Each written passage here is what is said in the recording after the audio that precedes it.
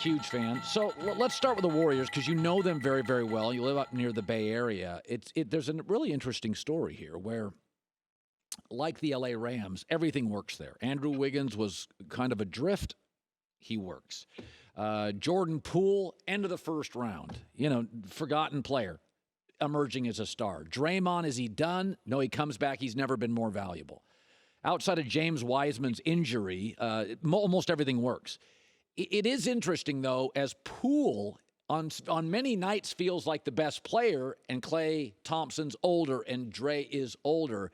How is this going to work over the next 2 years with the next Steph Curry? Jordan Poole on nights is their best player. How's it all going to work? That's a great question. It just has to happen if he keeps improving. What I love about the Jordan Poole story, we say end of the first round, we say lower draft pick. That doesn't even do it justice. He was conceivably the worst NBA player as a rookie. But what you hear about him, and what I love about his trajectory, sometimes the old wisdom is true. Sometimes hard work is important. You would hear that. You'd hear that from Chris DeMarco, the assistant coach who worked with Poole, that this guy just works hard. You hear it from Draymond on your network when he talks about Jordan Poole, that this guy works like crazy. So what he's done is not only improve, but give people a sense that this might not be the end of it.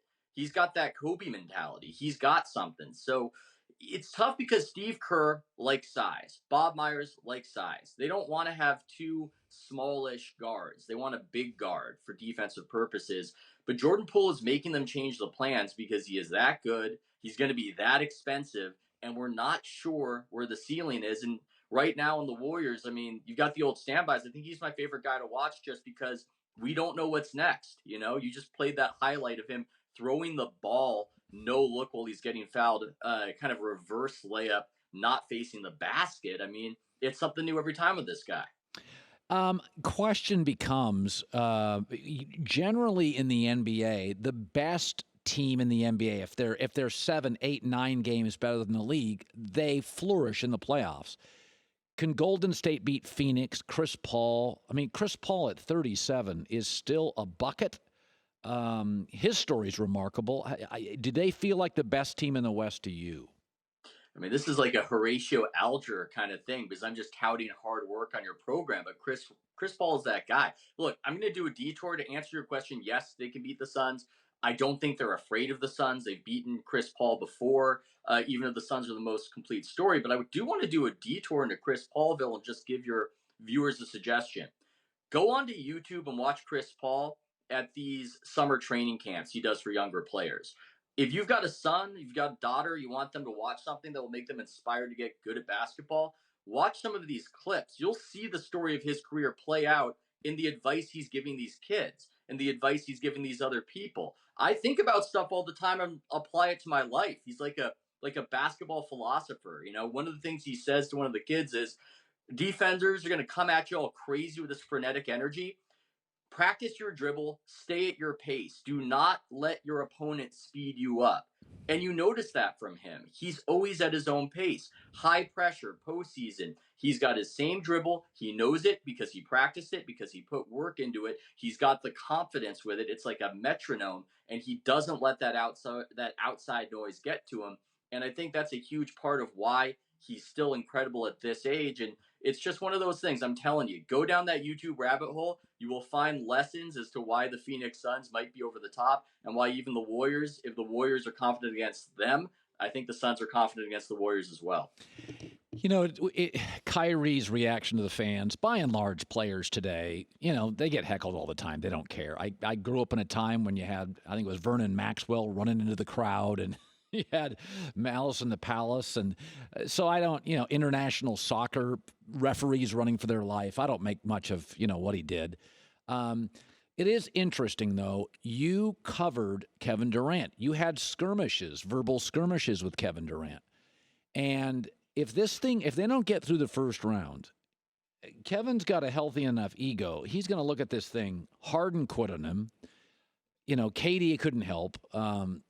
What do you make of Durant's journey? What if they get bounced in the first round in the East? He could have stayed with that Golden State Warrior dynasty. You know him well enough. Do you think it affects him? Do you think he cares? I mean, he really does care.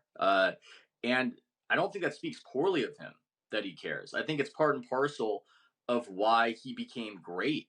I mean, insecurity can be indivisible from greatness. You want to prove everybody wrong. And when you ultimately win the championships, like Michael Jordan, we make it into a story that's positive. You know, this guy's a competitive maniac. He'll cheat against your grandmother at cards. We make it a positive story.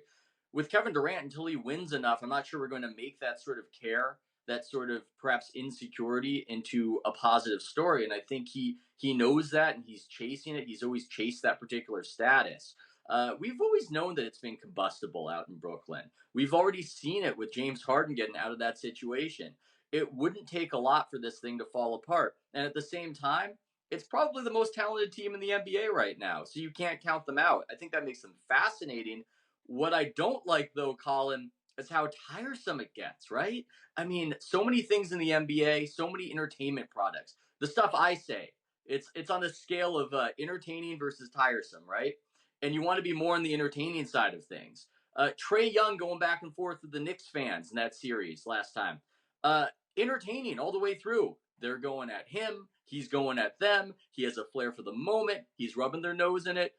It almost felt like that a little bit with Kyrie and the Boston fans, but then it reroutes right back to tiresome in the press conferences where he's, whining and he's just perturbed. And, that's what's frustrating about the Brooklyn team. They be excellent villains, but they don't even want to really play the role, because part of what being a great villain is, Yeah.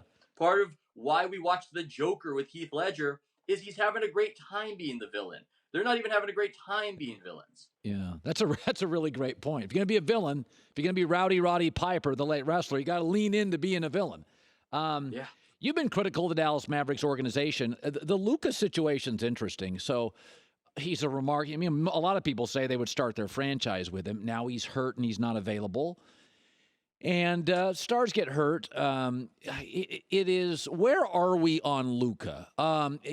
Joy brought this up earlier. He came into a camp out of shape. There are times, we know he's brilliant. Is he the torture genius? He goes through these technical runs where he's barking. Is he a good teammate? Where are we at on Luka? Yeah, I thought it was really smart of Joy to bring that up, and that we don't know for sure that the injury is connected to it, but it didn't help, I would think, right? Coming into camp out of shape.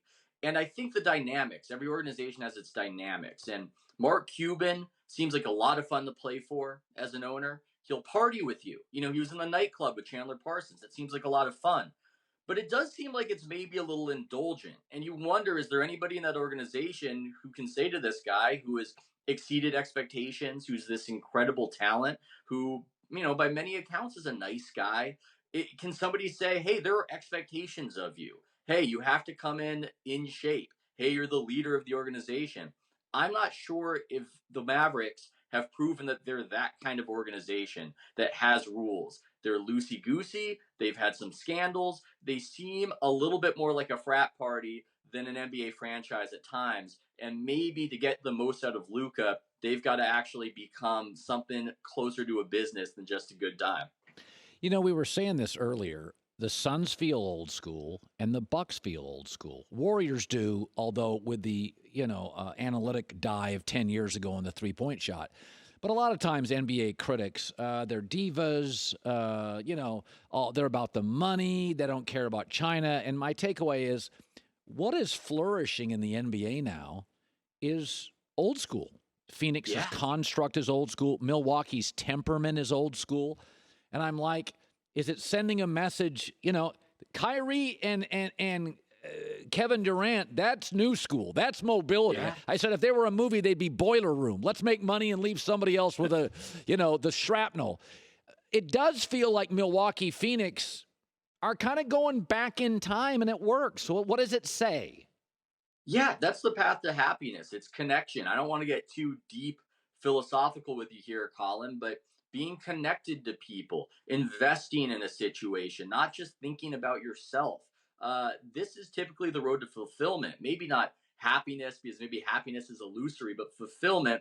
And players are looking around, I think, and they're noticing that it works better when you have a degree of commitment, when you're a star to these places. And I think other forms of old school mentality might be taking over. We mentioned Jordan Poole, lunch pail, hard work. I've noticed just some of the stuff that Karl Anthony Towns is saying in his press conferences. He seems like a different guy, where he's saying, we're not just satisfied with this. Maybe I would have been satisfied with a win, but we're not just satisfied with this. We know that we have to have bigger goals and bigger aims. It almost seems like we're watching the Gen Z NBA generation grow up a little bit, and you're hearing all the right things, whether it's Kat, whether it's Anthony Edwards, whether it's Jordan Poole.